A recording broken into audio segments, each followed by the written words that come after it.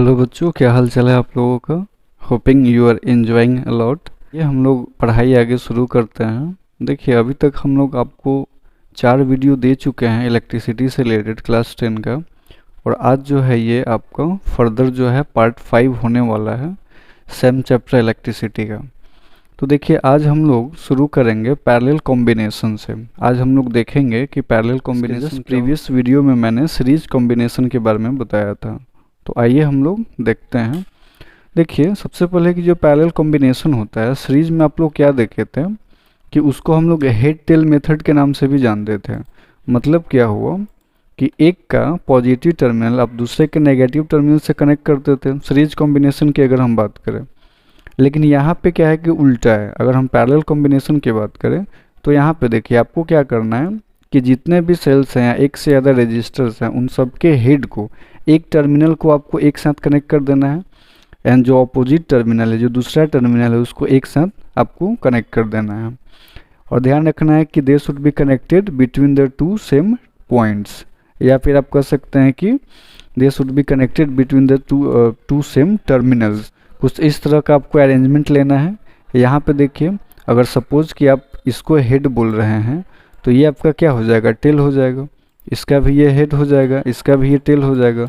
तो सिमिलरली जो है सबके लिए आपको इसी तरह से हेड और टेल बना देना है। तो इस तरह से आपने क्या किया कि सारे हेड को आपने एक साथ कनेक्ट कर दिया और सारे टेल को आपने क्या किया, एक साथ कनेक्ट कर दिया। और उसके बाद इसको ले जा करके जो है आप कोई भी जो डिवाइस वगैरह है उसमें आप कनेक्ट कर देते हैं। तो फिर ये आपका पैरेलल कॉम्बिनेशन कहलाता है। तो आई थिंक आपको समझ में आ गया होगा। इस कॉम्बिनेशन में कुछ ऐसे इंपॉर्टेंट पॉइंट्स हैं जिसके बारे में आपको जानना ज़रूरी है। तो सबसे पहले देखिएगा कि जो पैरेलल कॉम्बिनेशन है, इसका जो इफ़ेक्टिव रेजिस्टेंस होगा, ये हमेशा जो इंडिविजुअल रेजिस्टर्स होंगे उनसे हमेशा ये कम होगा। क्योंकि जब आप इक्विवेलेंट रेजिस्टेंस निकालिएगा तो फिर वहाँ पे आपको देखने को मिलेगा। ये चीज़ आपको ये ध्यान रखनी है कि जो पोटेंशियल डिफरेंस होगा वो अक्रॉस ईच इंडिविजुअल रजिस्टर, ये आपको हमेशा सेम होने वाला है। क्योंकि देखिए, यहाँ पे R1, R2, R3 इस तरह से अगर कुछ रजिस्टर्स जोड़े गए हैं तो आप यहाँ पे देखिए कि ये जितने भी रजिस्टर्स हैं ना, they are connected between the same two potential A and B। तो इसकी वजह से if they are connected between the same potential, तो इनका जो पोटेंशियल डिफरेंस होने वाला है ये सेम होने वाला है। तो यही चीज़ यहाँ पे लिखा हुआ है। लेकिन यहाँ पे ध्यान रखिएगा कि जो वैल्यू ऑफ करंट होगा वो डिफरेंट होगा फॉर डिफरेंट रजिस्टर्स। तो ऐसा क्यों? क्योंकि देखिए, यहाँ से जब करंट पास अप कराएंगे, इस सेल से जब ये करंट पास होगा पॉजिटिव से, देखिए करंट चल करके यहाँ आया, तो ये जो आई करंट है, यहाँ पे देखिए इस करंट के लिए यहाँ पे 3 रास्ते हैं। तो करंट क्या करेगा ना कि एज पर रजिस्टर्स, किधर रेजिस्टेंस ज़्यादा है और किधर कम है, उसके हिसाब से करंट डिसाइड करता है कि हमको किधर ज़्यादा अमाउंट में जाना है और किधर कम अमाउंट में जाना है। मतलब ये हुआ कि जहाँ पे रेजिस्टेंस ज़्यादा इसको मिलेगा उधर ये कम जाना पसंद करेगा, और जिधर रेजिस्टेंस कम मिलेगा उधर ये ज़्यादा जाना पसंद करेगा। तो यहाँ से अगर ये आई करंट आया तो ये I1, I2 और I3 में डिवाइड हो जाएगा। बट फर्दर होगा क्या, यहाँ से सपोज कि I1 करंट आया, यहाँ से देखिए I2 करंट आया और यहाँ से I3 करंट आया। बट ये तीनों करंट देखिए यहाँ पे आकर के ऐड अप हो जाएंगे, मिल जाएंगे और वापस से I बन जाएंगे। यहाँ पे I equals to I1 plus I2 plus I3।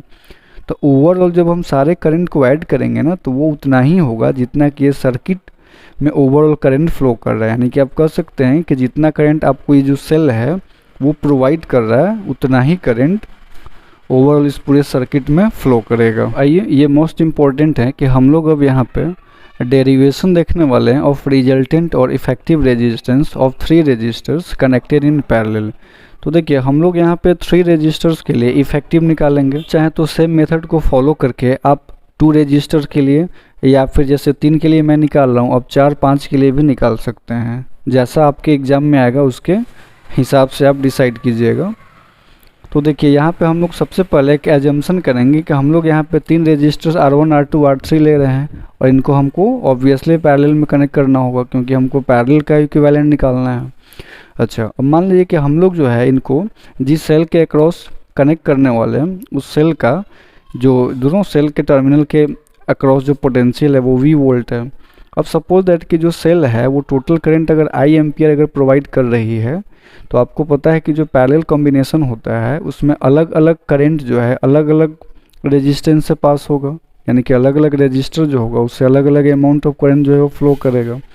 लेकिन ये भी आपको पता है कि बट ओवरऑल पूरे करंट को जब आप ऐड कीजिएगा तो ओवरऑल उतना ही करंट होगा जितना कि पूरे सर्किट से करंट आपका फ्लो कर रहा है। इसी चीज़ को हम लोग यहाँ पे यूटिलाइज करेंगे। देखिए, but the total current through the circuit should be equal to the current flowing through each resistor. तो देखिए यहाँ पे हम क्या करते हैं कि आई जो होने वाला है हमारा, ये I1 plus I2 plus I3 के इक्वल होने वाला है। तो अगर आप यहाँ पे ओम्स लॉ लगाइए, ओम्स लॉ क्या होता है, V equals to I R, तो यहाँ से I अगर आप निकालेंगे तो V अपॉन आर आ जाएगा। तो देखिए I जो है आपका I1 plus I2 plus I3, ये जो पूरे सर्किट का जो करंट है वो हर एक इंडिविजुअल रेजिस्टेंस से जो करंट फ्लो हो रहा है उसके सम के इक्वल होने वाला है। जब यहाँ पे वैल्यू पुट करेंगे तो देखिए I की जगह V बाई आर पुट कर, यहाँ पे ध्यान रखिए कि जो आपका R है ये RP है, यानी कि रिजल्टेंट ऑफ पैरेलल कॉम्बिनेशन। अब यहाँ I1 की जगह आप क्या रखिएगा, देखिए I1 की जगह V अपॉन R1, I2 की जगह V अपॉन R2 और I3 की जगह V अपॉन R3। अब यहाँ पे आप सोच रहेंगे कि R1 R2 R3 क्यों हो रहा है, क्योंकि आपको पता है कि यहाँ पे जो रेजिस्टेंस है वो अलग अलग है, लेकिन V जो है वो कांस्टेंट होने वाला है, क्योंकि आपको पता है कि जितने भी रेजिस्टर्स को जोड़े गए हैं they are connected across the same terminal. देखिए A और B के अक्रॉस इनको जोड़े गए हैं, तो यहाँ पे वोल्टेज का वैल्यू जो है आपका सेम होने वाला है। इसीलिए हम लोग यहाँ पे हर एक केस में वोल्टेज को भी ही लिया है, बट हम लोगों ने रेजिस्टेंस को R1 R2 और R3 किया है। अब यहाँ पे सिंपल एक कैलकुलेशन आप इसको सोल्व करेंगे और फाइनल आपका आंसर आ जाएगा, यानी कि आपको जो डिराइव करना है वो आपको मिल जाएगा। तो उसके लिए आप क्या कीजिएगा, देखिए यहाँ पे आप क्या कीजिए कि दोनों साइड में V कॉमन आउट ले लीजिए, तो 1 अपॉन आर पे V कॉमन ले लीजिए तो 1 upon R1 plus 1 upon R2 plus 1 upon R3 होने वाला है। यहाँ से V कॉमन लेकर के आप इसको कैंसिल आउट कर दीजिएगा, तो यहाँ क्या मिला आपको 1 upon R P equals to 1 upon R1 plus 1 upon R2 plus 1 upon R3। तो यही चूँकि जो होता है ना, ये अगर पैरेलल कॉम्बिनेशन में तीन रजिस्टर R1 R2 और R3 जुड़े हुए हैं और उनका एक हमको एक कंबाइंड रेजिस्टेंस निकालना है कि इनका एक ओवरऑल इफेक्टिव रेजिस्टेंस क्या होगा, तो with the help of this formula you can calculate. तो आप जो है इसको नोट कर लीजिए and it is very important for your examination. अब हम यहाँ पे एक इम्पॉर्टेंट डिस्कशन करने वाले हैं डोमेस्टिक इलेक्ट्रिक सर्किट के बारे में। हम यहाँ देखेंगे कि डोमेस्टिक इलेक्ट्रिक सर्किट हमारा क्या होता है। तो देखिए एक्चुअली में डोमेस्टिक में हम लोग क्या करते हैं कि हम लोग पैरेलल कॉम्बिनेशन प्रेफर करते हैं। तो आखिर ये पैरेलल क्यों प्रेफर करते हैं, तो इसके भी बहुत सारे एडवांटेजेज हैं जिसकी वजह से हम पैरेलल प्रेफर करते हैं ओवर सीरीज कॉम्बिनेशन, ठीक है। लेकिन सीरीज कॉम्बिनेशन में क्या है ना कि इसके भी बहुत सारे ऐसे यूजफुलनेस है जो कि हमको इसको भी थोड़ा सा एक खास बनाता है। सीरीज कॉम्बिनेशन के भी कहीं ना कहीं हमको ज़रूरत पड़ती है, तो हमको इसको भी ध्यान में रखना पड़ेगा, यानी कि इसको भी हम जो है इग्नोर नहीं कर सकते हैं। तो आइए हम ये देखेंगे कि जो सीरीज कॉम्बिनेशन है इसका कहाँ पे इस्तेमाल करना ज़्यादा उचित रहेगा, where we can use series combination, इसको हम लोग यहाँ पर डिस्कस करेंगे। तो देखिए आप सीरीज कॉम्बिनेशन की बात करते हैं तो it is used if we want to connect a large number of electric bulbs. अगर आपको कहीं ऐसे सिचुएशन की ज़रूरत है जहाँ पे आपको बहुत ज़्यादा इलेक्ट्रिक बल्ब को एक साथ कनेक्ट करना है, लेट्स से कि हंड्रेड्स और थाउजेंड्स इलेक्ट्रिक बल्ब को कनेक्ट करने की ज़रूरत है। अच्छा, ये ज़रूरत कब पड़ती है, जैसे कि कुछ डेकोरेटिव पर्पज़ से आपको ज़रूरत पड़ सकता है, जैसे कि आप बिल्डिंग वगैरह को डेकोरेट करते हैं। अच्छा, कभी कभी फेस्टिवल जैसे कि दिवाली, क्रिसमस वगैरह या फिर मैरिज फंक्शन में आप ट्रीज वगैरह के लिए और अच्छा दिखने के लिए जो है आप ऐसा करते हैं। तो इस केस में क्या होता है कि ये इतने सारे बल्ब होते हैं, सपोज कि 100 और थाउजेंड्स ऑफ बल्ब हैं, तो इनको आप अलग अलग स्विच से ऑपरेट नहीं कर सकते हैं। अब इसके लिए आप 1000 स्विच तो नहीं लगाने जाएंगे, तो इसके लिए हमको वहाँ पे ज़रूरत पड़ता है सीरीज कॉम्बिनेशन, जिससे कि हम एक ही सिंगल स्विच से इन सारे को हम क्या कर ले, ऑपरेट कर ले। अच्छा, इसके अलावा जो सीरीज सर्किट है is also safe because the current in it is also smaller. दूसरी चीज़ कि ये सेफर हो जाता है क्योंकि आपको पता है कि सीरीज कॉम्बिनेशन में जो ओवरऑल रेजिस्टेंस होता है वो काफ़ी हाई हो जाता है। So if the resistance become high then you know कि जो वैल्यू ऑफ करंट होगा वो लो हो जाएगा, लेस अमाउंट ऑफ करंट जो है इससे पास होगा, जिसकी वजह से आपको ये सेफर सर्किट कहलाता है, क्योंकि करंट इसमें ज़्यादा नहीं पास होता है तो उतना ज़्यादा डैमेज नहीं करेगा। लेकिन इसके कुछ डिसएडवांटेज भी हैं जिसको हम लोग यहाँ पे डिस्कस करने वाले हैं। तो देखिए, जैसे इस पर डिसएडवांटेज क्या है कि सपोज दैट कि इसमें अगर कहीं से भी एक बल्ब आपका या एक लाइट कहीं से भी अगर फ्यूज हो जाता है और if it gets blown off, तो आपका इसमें पूरा का पूरा सर्किट क्या होगा, ब्रेक हो जाएगा। मतलब कि आपका करंट का फ्लो ही रुक जाएगा, क्योंकि जो सर्किट है ना वो डिसकंटिन्यूअस हो गया कि कोई भी बल्ब आपका जलेगा नहीं, सबका बंद हो जाएगा। तो इस केस में अगर आप किसी इलेक्ट्रीशियन को बुलाते हैं और दिखाते हैं कि हाँ देखो इसमें कहाँ फॉल्ट है, तो उसको सबसे पहले तो पूरा ढूंढना पड़ेगा, उसको हर एक एक बल्ब को चेक करना पड़ेगा कि कौन सा बल्ब फ्यूज किया है या कहाँ पे फॉल्ट है, ठीक है ना।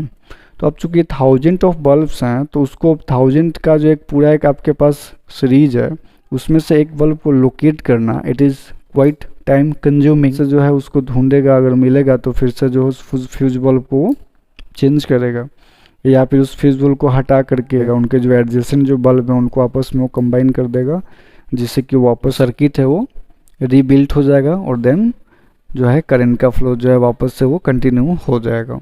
तो देखिए ये डिसएडवांटेज है सीरीज कॉम्बिनेशन का। अच्छा, अब हम लोग देखेंगे कि जो डोमेस्टिक इलेक्ट्रिकल वायरिंग जो होता है उसमें हम लोग सीरीज कॉम्बिनेशन यूज़ नहीं करते हैं, हम लोग इसको प्रेफर नहीं करते हैं। तो इसके भी कुछ रीज़न है ना। ये एग्ज़ाम में आपका क्वेश्चन पूछा जाता है कि आप ये बताएं कि डोमेस्टिक वायरिंग में सीरीज कॉम्बिनेशन क्यों नहीं यूज करते हैं, इसके क्या डिसएडवांटेजेज हैं, तो वही आपको बताना है। तो पहला तो यही है कि अगर कोई एक इलेक्ट्रिकल अप्लायंस आपका वर्क करना रुक जाए, ख़त्म हो जाए, वो ख़राब हो जाए, तो उससे क्या होगा कि पूरा सर्किट जो है वो आपका ब्रेक हो जाएगा, जिससे कि करंट फर्दर आपका आगे फ्लो ही नहीं कर पाएगा और उससे क्या होगा कि जितने भी इलेक्ट्रिकल अप्लायंसेज हैं वो आपका काम करना बंद कर देगा।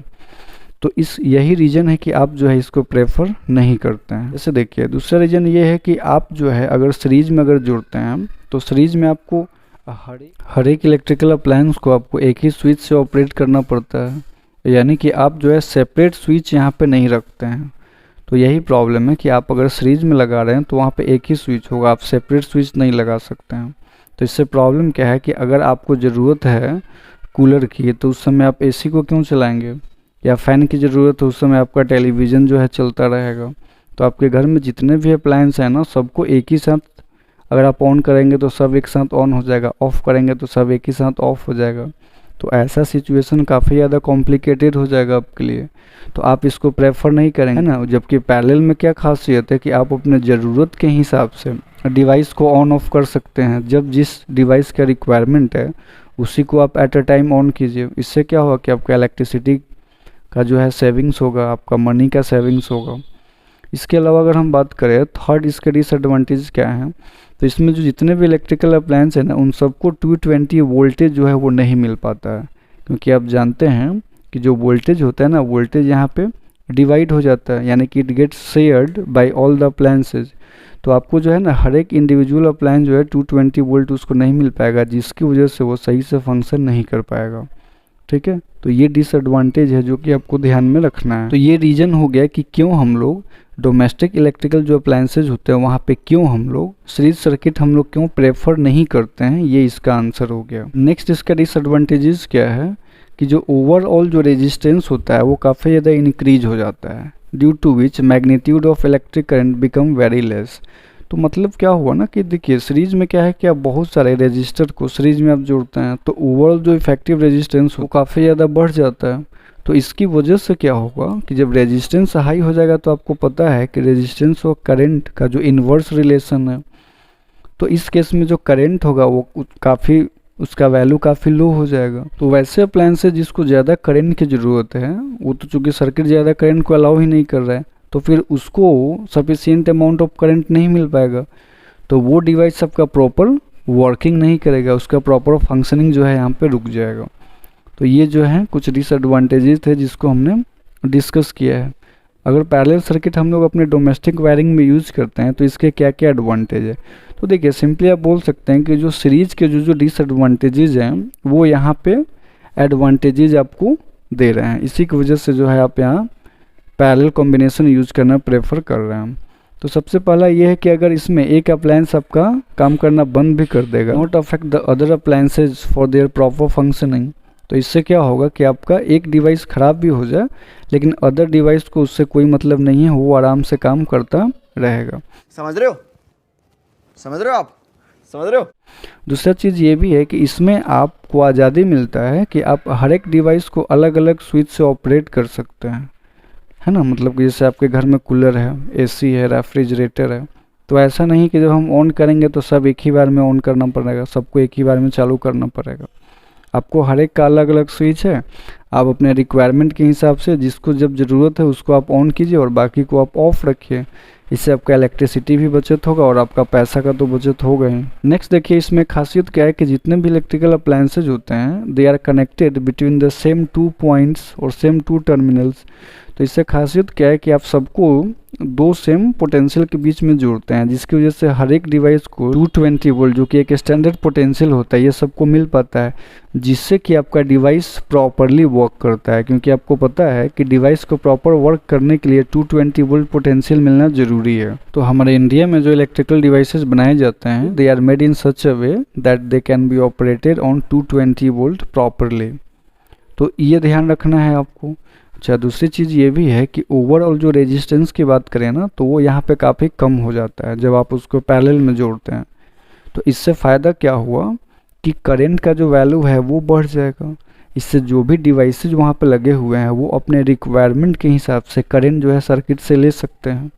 जैसे सपोज दैट कि आप एक बल्ब जला रहे हैं, एलईडी बल्ब जला रहे हैं, तो एलईडी बल्ब को काफ़ी कम अमाउंट ऑफ करंट चाहिए।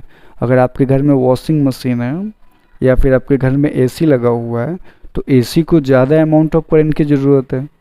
तो अगर आपके सर्किट में करंट अवेलेबल होगा तभी तो ये डिवाइस ले पाएंगे, लेकिन अगर सर्किट में करंट ही उतना अवेलेबल नहीं है तो ये कहाँ से लेंगे।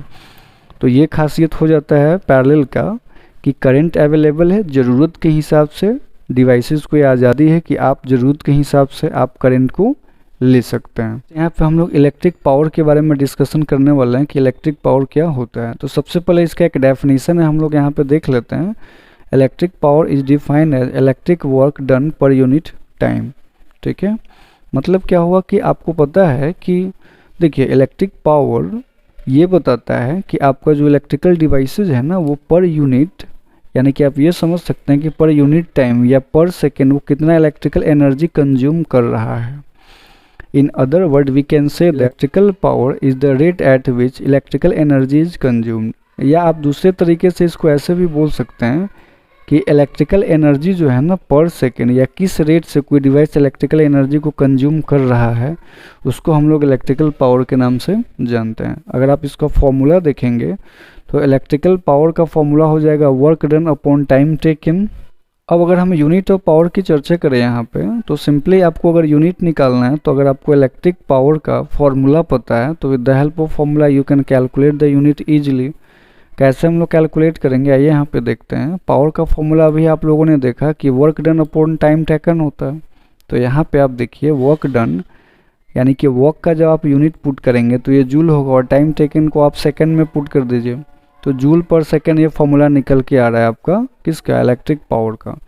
और यही जो है joule per second it is known as watt. जो इलेक्ट्रिक पावर है इसका यूनिट वाट रखा गया है, जो हमारे साइंटिस्ट हैं जेम्स वाट उनको रिस्पेक्ट देने के लिए। तो आपको ऐसा यूनिट अगर कोई पूछता है तो आप वाट ही बताएंगे इलेक्ट्रिक पावर का, लेकिन जूल पर सेकेंड जो है ना ये एक्चुअल यूनिट हुआ। एक्चुअल यूनिट आपको जूल पर सेकेंड याद रखना है। अब कभी कभी एग्जाम में पूछ देता है कि आप 1 वाट पावर को कैसे डिफाइन करेंगे, तो ये भी काफ़ी सिंपल सी बात है। यहाँ पे देखिए जैसे अगर हम बात करें कि यहाँ पे जो पावर है वो work done upon time taken है। तो सपोज कि यहाँ पे वर्क डन अगर 1 जूल हो जाए और टाइम टेकन 1 सेकेंड, यानी कि कोई आपका इलेक्ट्रिकल डिवाइस है जो 1 सेकेंड में 1 जूल वर्क कर रहा है, तो इस केस में पावर आपका क्या आएगा 1 जूल पर सेकेंड यानी कि 1 वाट आएगा। तो बहुत ही सिंपल सा डेफिनेशन है, इसी को आपको यहाँ पे लिख देना है।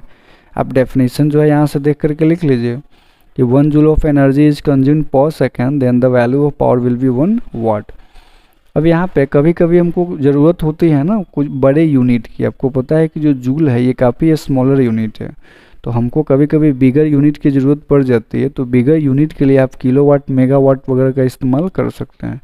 अगर किलो का मतलब होता है 1000, तो अगर आप 1 किलोवाट की बात करेंगे तो इसमें 1000 वाट आएगा। अगर 1 मेगावाट की बात करेंगे तो इसमें 10⁶ वाट आएगा।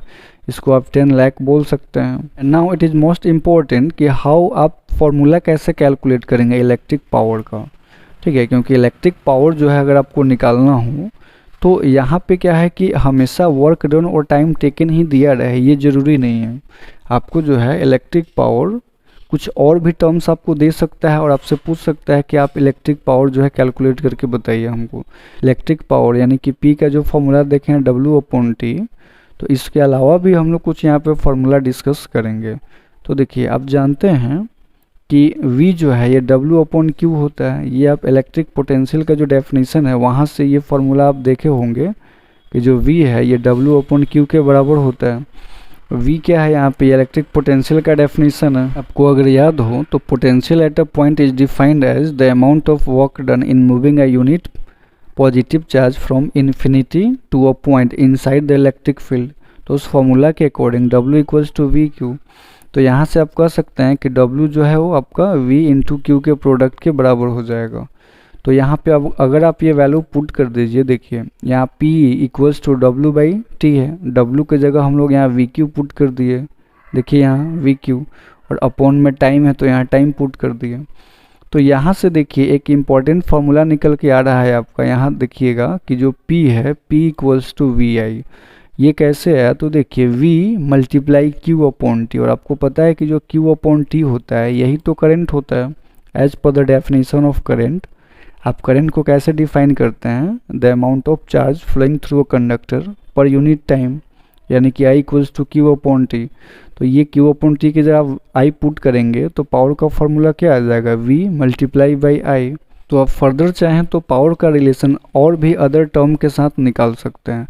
यानी कि देखिए यहाँ पे इस फॉर्मूला में अगर आप V की जगह IR पुट कर देते हैं तो एक नया फार्मूला आपको पावर का निकल के आ जाएगा। क्या है ज़रा देखिए यहाँ पे P = VI। तो देखिए यहाँ V की जगह आप IR पुट करेंगे तो ये I²R, तो ये जो है आपका पावर का फॉर्मूला निकल के आ गया फाइनली।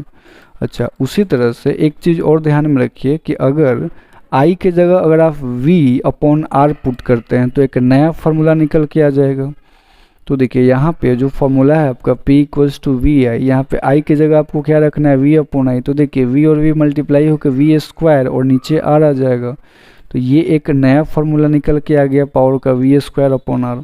तो आपको ध्यान ये रखना है कि अगर वोल्टेज और करंट दिया हो तो सिंपली आप ये फार्मूला यूज कर लीजिए। अगर आपको करंट और रेजिस्टेंस दिया हो तो ये फार्मूला यूज कर लीजिए। एंड सपोज कि अगर आपको वोल्टेज और रेजिस्टेंस दिया हुआ है तो आपको सिंपली ये फार्मूला यूज कर लेना है। तो यहाँ पे जो पावर का अलग अलग टर्म के साथ रिलेशन हमने बताया है, ताकि जब भी न्यूमेरिकल्स आप बनाएंगे तो आपको डेटा चेक करना है कि कौन कौन डेटा दिया हुआ है।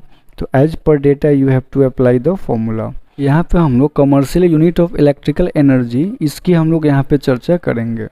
तो जो कमर्शियल यूनिट है इसको kWh में हम लोग कैलकुलेट करते हैं। तो देखिए जूल के बारे में कहा गया है कि ये काफ़ी स्मॉल क्वांटिटी ऑफ एनर्जी को रिप्रेजेंट करता है। तो ये हमारे लिए काफ़ी इनकन्वीनियंट हो जाता है। वापस से अगर हम इलेक्ट्रिसिटी का कितना कंजम्पशन हो रहा है वो हम निकालना चाहते हैं तो उसके लिए हमको kWh एक other unit of electrical energy की ज़रूरत पड़ती है। तो देखिए यहाँ पे हम लोग देखते हैं कि जो 1 kWh है, सबसे पहले इसको डिफाइन आप कैसे करेंगे।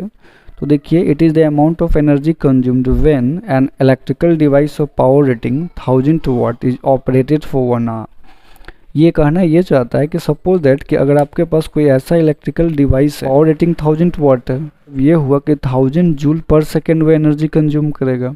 तो वैसे डिवाइस को अगर आप 1 घंटा के लिए आप यूज करते हैं तो उस केस में वो जितना भी इलेक्ट्रिकल एनर्जी कंज्यूम करेगा, that amount of electrical energy will known as 1 kWh।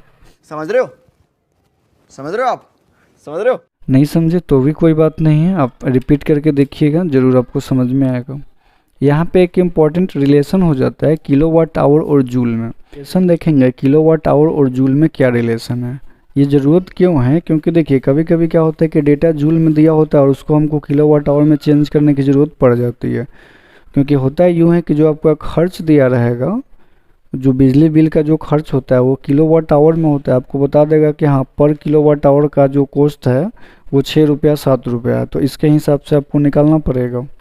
तो इस केस में आपको ये रिलेशन याद रखना होगा। तो हम लोग अभी डिराइव करेंगे कि 1 किलोवाट आवर में, ऐसे हम आपको बताएं तो ये होता है 3.6 इंटू 10⁻6 जूल।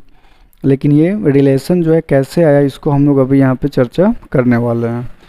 तो देखिए सबसे पहले अगर हम 1 किलोवाट आवर को सिंपली वाट में चेंज करें, तो अभी मैंने बताया कि किलो का मतलब 1000 होता है, तो ये देखिए 1000 वाट, आवर को हम आवर में ही रहने दिए।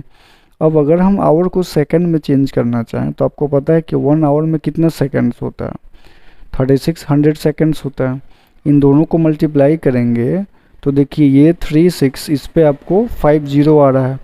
इसी को अगर हम क्या करें यहाँ पे कि अगर हम स्टैंडर्ड फॉर्म में अगर हम इसको लिखना चाहें तो ये आपका क्या आ जाएगा 3.6 इंटू 10⁻6 वाट सेकंड, क्योंकि यहाँ पे पावर को हम लोगों ने वाट में चेंज किया और टाइम को सेकंड में, तो ये आपको वाट सेकंड दे रहा है। अब ध्यान रखना है कि जो वाट सेकंड होता है इसको हम लोग जूल के नाम से जानते हैं।